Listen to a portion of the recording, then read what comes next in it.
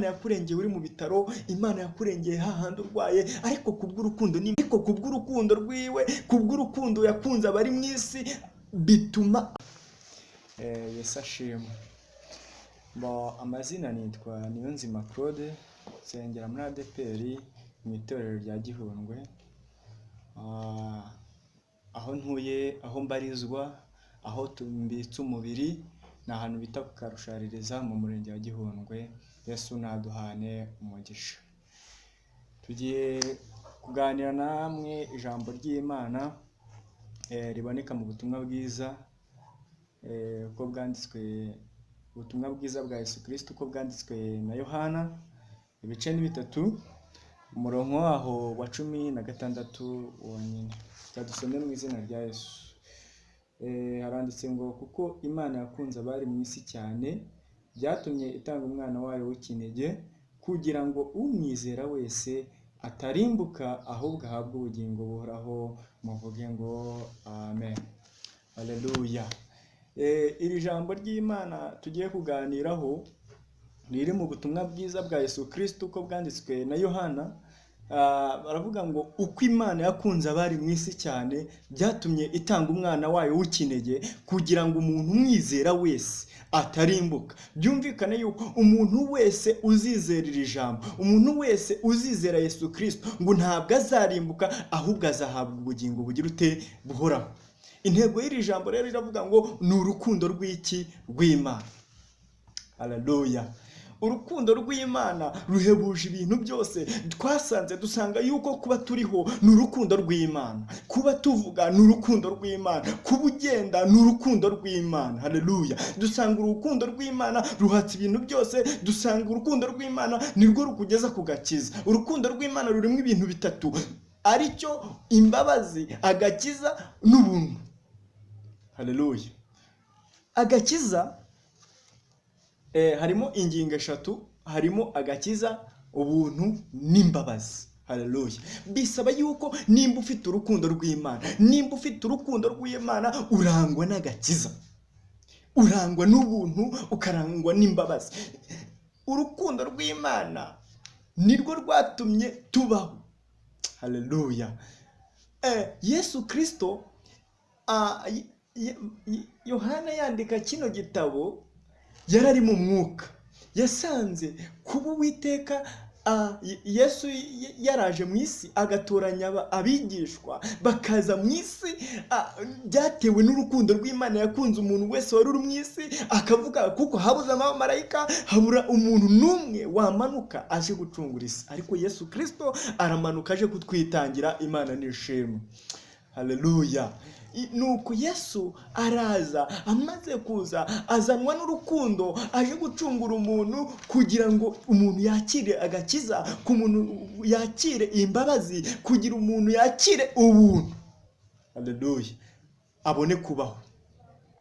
Yesu yadukunze urukundo ruhebuje, adukunda urukundo umwana w'umuntu adashobora kugukunda. Niyo mpamvu rero kuba hari ahantu henshi Yesu yagiye adukura kubw'urukundo rwiwe, yagiye adusanga mu bintu bidafite umumaro, akagenda adusanga mu byaha, ariko kubw'urukundo rwiwe, kubw'urukundo yakunze abari mu isi, bituma aho ngaho hagukura, akaba aguteretse ahantu heza. Haleluya. Yesu aje kuri gahunda yo gucungura umuntu, kugira amwigisha inzira y'agakiza. Niko yabwiraga Petero, aramubwira ngo umuntu niyumva ijambo ryanjye, muzamubatize mu izina rya Yesu. Haleluya. Umuntu niyumva ubutumwa bw'Imana, umuntu niyumva kugirirwa neza n'Imana, uwo nguwo muzamuhereza inzira ayoboke mu y'agakiza. Haleluya. Ijambo ry'Imana rero ni inkomezi. Urukundo rw'Imana nirwo rutuma tubaho. Urukundo rw'Imana rurahebuje. Urukundo rw'Imana rutwereka inzira nziza. Buriya umubyeyi ashushanya urukundo rw'Imana ukuntu akunda umwana we wakimubyara, deja akamwonsa akimureba. Noneho tekereza Imana yo yitanze, ikitanga ku bwawe, ibicumuro byawe ikabyitangira. Nta kiguzi twari dufite, ahubwo urukundo rw'Imana nirwo rwatumye tubaho. Yesu niwe wabwiye Yohana, aramubwira ngo nimugende mwamamaze ubutumwa bwiza i Yudaya n'i Samariya, mugere no ku mpera y'isi hose. Byumvikane yuko nta hantu, nta garuriro ryo kuvuga Imana, ahubwo biradusaba kubw'urukundo rw'Imana yadukunze ko tugomba twese kumukurikira.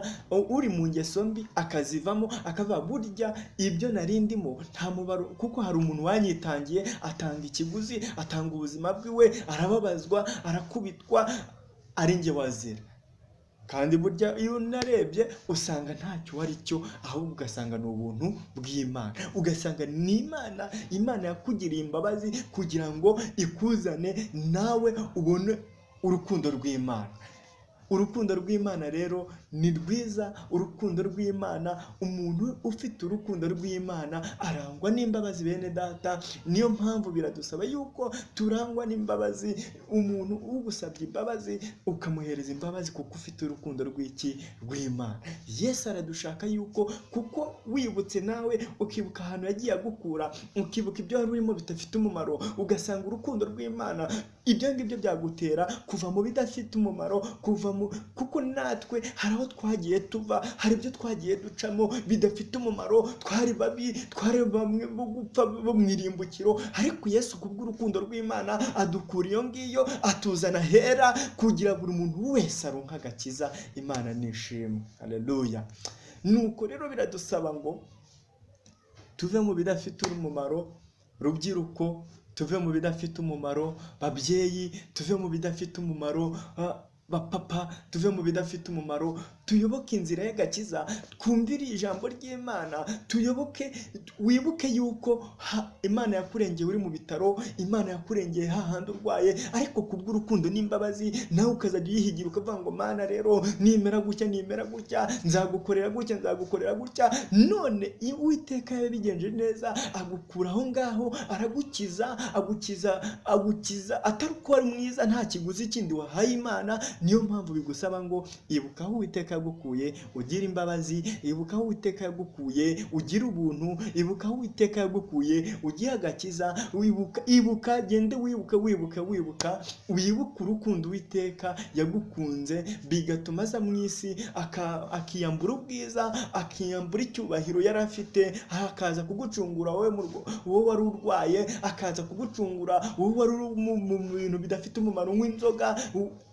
Naho ngaho Yesu yagira yahagukura, ukayoboka inzira. Igihe kiracyahari ari cyo guhinduka, ugahindukira Imana, ukumva ubutumwa bwiza.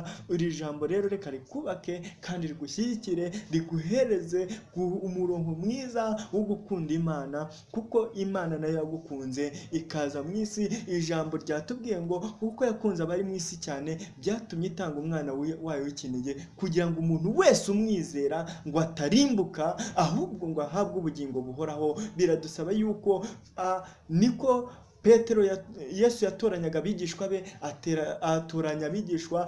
Hari benshi yagiye asanga mu mirimo itandukanye, yagusanga mu bucuruzi, yagusanga mu budogiteri, yagusanga uri umurobyi, yagusanga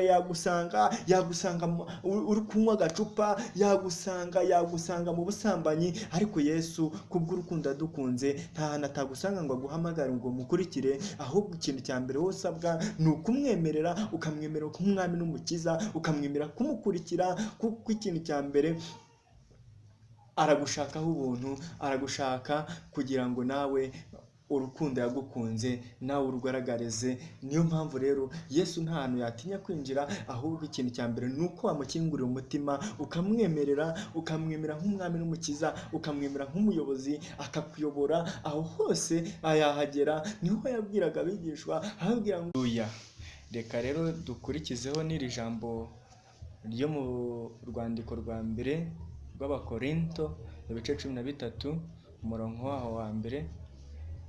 Dukomeza, umutwe w'amagambo uravuga ngo urukundo ruhebuje byose kuba ingenzi.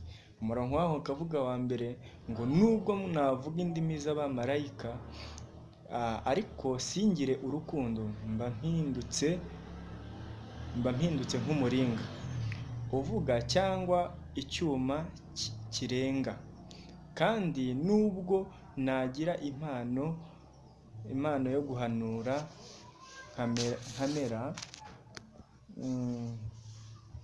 nkamenya ibihishwe byose n'ubwenge bwose, kandi nubwo nagira kwizera kose nkabasha gukuraho imisozi, ariko singire urukundo ntacyo mba ndicyo. Kandi nubwo natanga ibyanjye byose ngo ngaburire abakene, ndetse nkitanga ubwanjye ngo ntwikwe, ariko singire urukundo ntacyo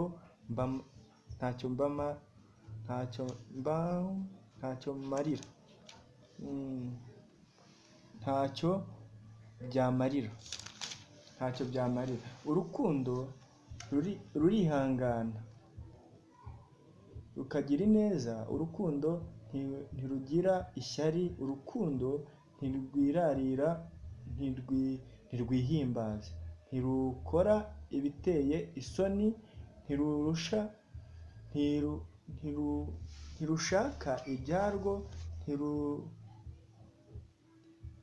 ntirwihutiraho, ntirutekereza ikibi ku muntu, ntirwishimira gukiranirwa kw'abandi, ahubwo rwishimira ukuri.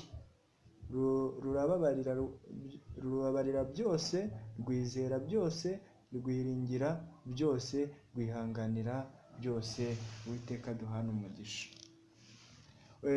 Amagambo y'Imana tumaze gusoma, urwandiko rwa mbere rw'Abakorinto ruvuga ngo urukundo ruhebuje byose kuba ingenzi. Urukundo ruhebuje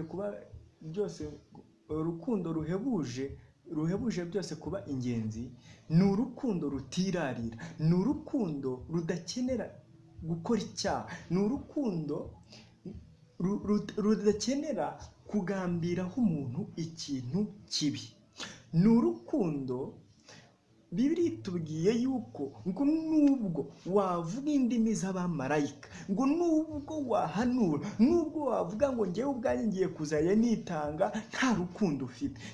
Urukundo nk'uko nabasobanuriye bwa mbere, nababwiye yuko urukundo, ijambo rimwe urukundo rurimo ibintu bitatu, rurimo agakiza, imbabazi n'ubuntu. Ibyo ngibyo rero iyo utarangwa nabyo, iyo udafite ubuntu, udafite imbabazi, nta rukundo uba ufite. Nubwo wahanura, nubwo wakwerekwa ibiki n'ibiki, ariko nta mbabazi, nta rukundo uba ufite. Biradusaba yuko tugira urukundo rutirarira, kuko iyo wirarira ukora ibyangwa n'amaso y'Uwiteka. Iyo wirarira hari igihe wiyemera kuri mugenzi wawe ukanywa inzoga kandi utari wabiteguye. Biradusaba yuko tugomba kugira ijambo rimwe rihamye, niko Uwiteka yabwiye Luka.